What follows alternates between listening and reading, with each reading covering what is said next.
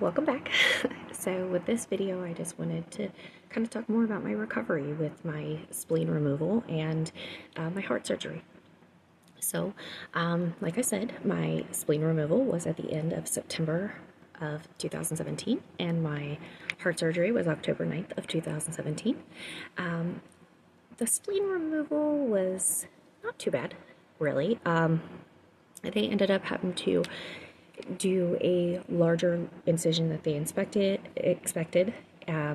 They actually was huge. It went all the way down my stomach to my belly button. So it ended up being 3 times larger than its normal size. So they were not expecting to have to do, or for it to be that big. So they were just going to do it laparoscopically, so that I would only have like 3 little incision marks, and it would be a much easier recovery. But the recovery time still wasn't that bad. They did end up doing the heart surgery a week after the spleen was removed. That was more so because I kind of pushed it off as long as possible. The doctor that I wanted to do it was off until the following week. Not that he was not the whole week, but they didn't want to do it right after my spleen was removed. And then he was off until that Monday, like for the weekend and stuff. So I did not want another doctor to do it. I wanted the doctor that I had the most rapport with and was talking to the whole time to do my surgery. So I trusted him more and knew him. So I felt more comfortable with him doing my surgery. So that's who did it, and we did it that following Monday, so it was a week after the spleen was removed. The heart surgery was a very hard recovery for me. I think it would be for anyone. You don't realize what goes into it until you actually go through it. So you cannot like push down with your hands like when you get up, and at first that doesn't seem like a really big deal, but then you realize that when you get up from chairs or sitting positions, especially in a bed, that you do that a lot. So that was very hard. You have to kind of like rock back and forth and like kind of scoot your butt to the end of the bed and then rock back and forth to stand up. So was very difficult to get used to. If you're in a chair, it's not as hard to do, but in a bed it's a lot harder to do. So that was very difficult to get used to. I was in the hospital for 6 weeks. You're also not allowed to lift your arms above your head to brush your hair or to wash your hair, anything like that, not even to scratch your head, because the wires in your chest to put you back together, it will separate them, and then they'll have to go and open you back up. So you definitely don't want that. So you're not able to do that for 8 weeks. So it's tough. You're used to being able to brush your own hair, scratch your head, stuff like that, and you're not able to do that for a little while. So it's a little tough to get used to. Other than that, the pain, they keep you mostly controlled with that. It was a little tough. You'd wake up in the middle of the night pretty much in a lot of pain. The more pain that you're in, the harder it is to control, basically. So they try to keep you as pain-free as possible.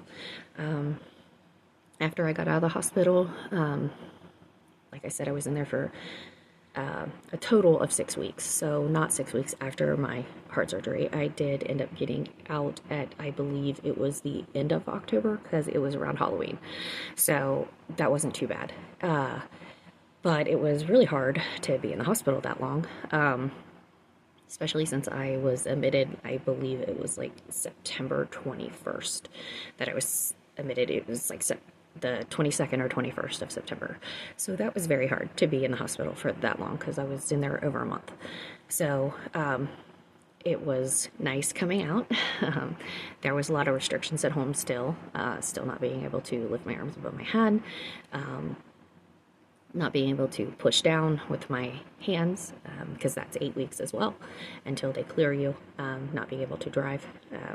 Like I said, once I was cleared of all that, the driving was still, I was getting dizzy on and off. At first I thought, oh, maybe it's just getting back into the swing of things, driving again after not driving for so long. But once it persisted past just the first couple of days of driving again and going short distances, I started to get a little concerned. Especially when I didn't work very far from home and I would randomly get dizzy on the way home. I didn't even work like a mile from home. Well, maybe a mile, but, and I was getting really dizzy on and off. You know, some days it didn't happen at all, but some days it was very hard to even make it home from work. That's when I spoke with my cardiologist about it, and they started to run tests. Once those tests came clear of nothing wrong with my heart, they were worried maybe it was my ears or something along those lines, so they sent me to an ENT. The ENT did a whole bunch of tests, hearing tests, looked down in my ears and cleared me, said that there was nothing going on. Then when I went to the Cleveland Clinic neurologist, that my neurologist here at home, then they, once, you know, neurologically, they said that they didn't see anything going on that could cause the symptoms that I was having. And they said she wanted to see if it was something more to do with my ears. So maybe they would do more in-depth test on my ears to see what was going on. So I did a 3-hour test at the Cleveland Clinic, which involved tons of things with my ears, like a hearing test, but with noises. Basically, it's hard to describe. I can't remember exactly all of what they did, but I do know one of the tests was like running water through my ears, and then I had to, like, they would ask me, like, name vegetables and stuff like that. Different things, though, not always vegetables, just different things. And then I would have to do that and recite that back to him as quickly as I could, but it would make me dizzy. So it was like hard to think, stuff like that. That's another symptom that I have, is kind of like a brain fog. I've had that since maybe end of 2018. So it's been hard, because that's been getting worse. Just trying to think of words. It's in my brain, but to get it out my mouth sometimes is really hard. And then sometimes just thinking of the word of something is hard too. So that's been a struggle as well. That's another symptom. On the next video, I'll go more into the symptoms. I want to stop right there with that part of the recovery, because I think that pretty much covers the recovery of the heart surgery. And now I'm going more into present day. So I don't want to go too far into that, because I want to do another video on that. So my next video will go over my symptoms and what I deal with. It will start over, I'll start on just when it started and how little my symptoms were to what they have progressed to now, because they have gotten worse. So we'll start small and how they started, and then we'll go into what they are now and what I deal with, basically on a daily basis, in a daily, you know, life today. So I hope that you enjoyed this video.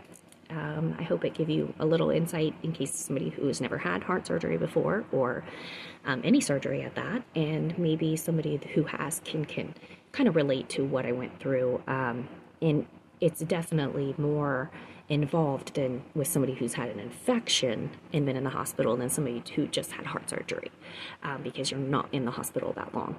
I was in there longer because I had the infection and had to have the antibiotics IV. So it's a little bit more involved. So I hope you enjoyed this video. I hope you come back and follow my story for more. Thank you so much, and I hope you have a blessed day.